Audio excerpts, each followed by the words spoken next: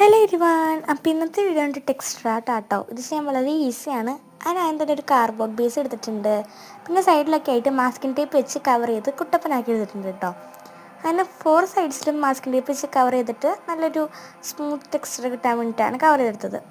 അത് കഴിഞ്ഞിട്ട് ഒരു A4 സൈസ് പേപ്പർ എടുത്തിട്ട് നമ്മുടെ ഈ കാർഡ്ബോർഡ് ബേസ് ഫുള്ളായിട്ട് നല്ല നീറ്റായിട്ട് കവർ ചെയ്ത് കൊടുക്കാം. ഇനി ആളവിടെ നിന്ന് റെസ്റ്റ് എടുക്കട്ടെ.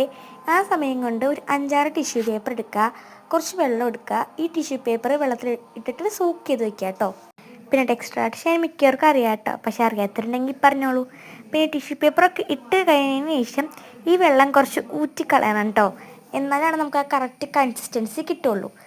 അങ്ങനെ ടിഷ്യൂ പേപ്പറൊക്കെ അതിൻ്റെ ഉള്ളിലേക്ക് ഇട്ട് നന്നായിട്ട് മിക്സ് ചെയ്ത് കൊടുക്കുക. നല്ലൊരു കൺസിസ്റ്റൻസി വരെ മിക്സ് ചെയ്ത് കൊടുക്കുക കേട്ടോ. പിന്നെ ഞാൻ പറഞ്ഞ പോലെ കുറച്ച് വെള്ളം ഊറ്റിക്കളഞ്ഞാലാണ് നമുക്ക് കറക്റ്റ് കൺസിസ്റ്റൻസി കിട്ടുള്ളൂ. ഇനി അതിനകത്തേക്ക് ഫെവിക്കോൾ ആഡ് ചെയ്ത് കൊടുക്കുക. എൻ്റെ ഫെവിക്കോളിൻ്റെ ലുക്ക് കാണുമ്പോഴേ അറിയാം എത്രത്തോളം എനിക്ക് ഫെവിക്കോൾ ബാക്കിയുണ്ടെന്ന്. പിന്നെ നമ്മുടെ ഈ ഒരു മിക്സ് നന്നായിട്ട് മിക്സ് ചെയ്ത് കൊടുക്കുക. ഞാനിവിടെ പെയിൻറ്റിങ് ബ്രഷിൻ്റെ ബാക്ക് സൈഡ് യൂസ് ചെയ്തിട്ട് മിക്സ് ചെയ്യണേ, വേറെ ഒരു സാധനവും കിട്ടിയില്ല. അപ്പോൾ ഇത് നന്നായിട്ട് ഇങ്ങോട്ട് മിക്സ് ചെയ്ത് കൊടുക്കുക. അങ്ങനെ അതോട്ട് മിക്സ് ചെയ്തിട്ട് ഇനി ഞാൻ വിചാരിച്ചു റെഡ് കളർ ആഡ് ചെയ്യാമെന്നാണ് ചിന്തിച്ചത് കേട്ടോ.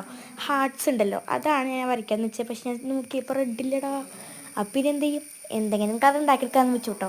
മിക്കപ്പോഴും പിങ്കാണ് ചെയ്യണേ, അതുകൊണ്ട് പിങ്ക് കളർ വേണ്ട, വേറെ എന്തെങ്കിലും പിടിക്കാമെന്ന് പറഞ്ഞ് പിങ്കും യെല്ലോയും ബ്ലൂവും എല്ലാം കൂടെ മിക്സ് ചെയ്ത് ഏറ്റവും അവസാനം എനിക്ക് കിട്ടിയൊരു കളറായിരുന്നു ഒരു ടൈപ്പ് പീച്ച് കളർ.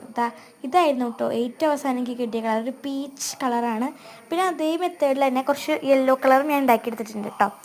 ഈ പീച്ച് കളറിനും മിക്സ് ചെയ്തതിന് പകരമായിട്ട് കുറച്ച് യെല്ലോ കളർ ആഡ് ചെയ്ത് കൊടുക്കാം. പിന്നെ നമ്മുടെ ഈ റെസ്റ്റ് ചെയ്യാൻ വെച്ച ബോർഡറിൽ എന്ത് ഡ്രോയിങ് ചെയ്യുമെന്നായിരുന്നു എൻ്റെ ഡൗട്ട്.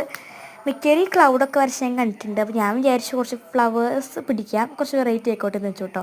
പിന്നെ എപ്പോൾ ക്യാമറയുടെ മുമ്പിൽ വരച്ചാലും അതത്ര ഭംഗിയിൽ വരാറില്ല കേട്ടോ. പിന്നെ ഇപ്പോൾ വരയ്ക്കണ ഈ ഒരു ഫ്ലവറിൽ അതെനിക്ക് തീരെ ഇഷ്ടമുണ്ടായില്ല.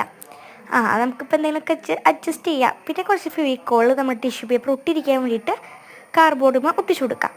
അത് കഴിഞ്ഞിട്ട് നമ്മുടെ ഫസ്റ്റ് തന്നെ ഒരു നടുഭാഗത്തുള്ളതാണ് ഒട്ടിക്കണേ. പക്ഷേ അങ്ങനെ ഒട്ടിക്കണേക്കാളും നല്ലത് പീച്ച് കളർ, ഞാൻ പീച്ച് കളർ എന്നാണ് പറയണേ. പെറ്റൽസ് ഫസ്റ്റ് തന്നെ ഫുൾ ഒട്ടിച്ച് കഴിഞ്ഞ ശേഷം യെല്ലോ കളർ കുറച്ചുകൂടെ ബൾജ് ചെയ്ത് വെക്കുകയാണെങ്കിൽ കുറച്ചും കൂടെ ഭംഗിയിൽ കിട്ടും. ഞാൻ അങ്ങനെയാണ് ചെയ്തത് കേട്ടോ. ഇപ്പോൾ ചെയ്യുന്നതിനേക്കാളും അത്ര ഭംഗി ഉണ്ടാവും കേട്ടോ. ഇപ്പോൾ കണ്ടില്ലേ, കുറച്ചും കൂടെ മഞ്ഞ കളർ ബൾജ് ചെയ്തപ്പോൾ മഞ്ഞ കാണുന്നുണ്ട്, അല്ലെങ്കിൽ കാണൂല. പിന്നെ ഞാൻ പറഞ്ഞില്ലേ ആ ഒരു ഫ്ലവർ എനിക്ക് ഇഷ്ടമായില്ലെന്ന്, അതിന് പകരമായിട്ട് ഞാനിവിടെ കുറച്ച് മഞ്ഞ കളർ വെച്ചിട്ട് അഡ്ജസ്റ്റ് ചെയ്ത് കൊടുത്തിട്ടുണ്ട് കേട്ടോ. പിന്നെ ഈ വീഡിയോ ഇഷ്ടമായെങ്കിൽ സബ്സ്ക്രൈബ് ചെയ്ത് ലൈക്ക് ചെയ്ത് കമൻറ്റ് ചെയ്യണം കേട്ടോ. അപ്പോൾ ഇത്രേ ഉള്ളൂ. Thank you for watching. Bye bye, see you, Tata.